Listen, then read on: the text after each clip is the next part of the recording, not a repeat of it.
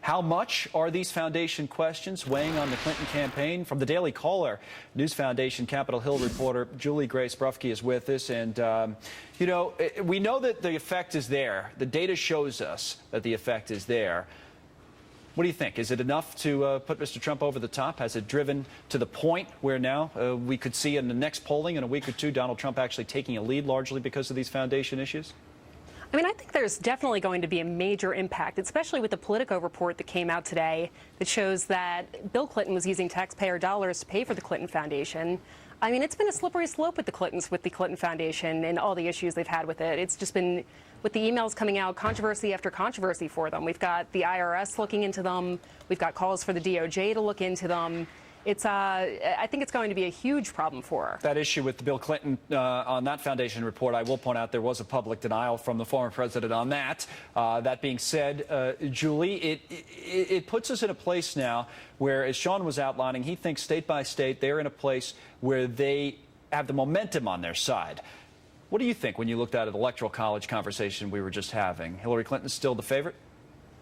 I mean, when we look at the Fox poll, when you take the when you take Gary Johnson and Jill Stein out of the equation, she's still got a slight lead on him. But I mean, there was a poll that came out last week that Wisconsin, he's only a few points behind her, which has been traditionally a blue state. I don't think they've voted for a Republican for president since 1984.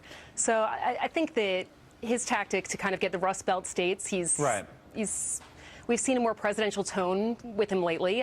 His speech last night was, I think, a step in the right direction for him. Oh, you did his speech last night or yesterday? That's interesting because in Mexico or last night, the immigration speech, because the two were different.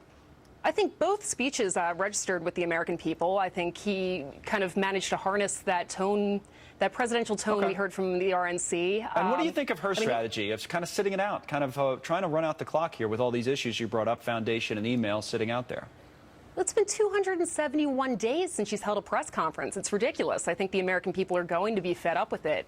People want answers. I think that once these debates kick off, I'm sure Donald Trump's just going to hammer her for being above the law and refusing to take responsibility for her actions, and it's going to backfire for her in the long run. Julie, they'll have your question ready just in case there is a press conference. You never know when that day will come. I've got them. Juliegrace Brufke, thank you very much. Thanks I appreciate you coming on. Now, let's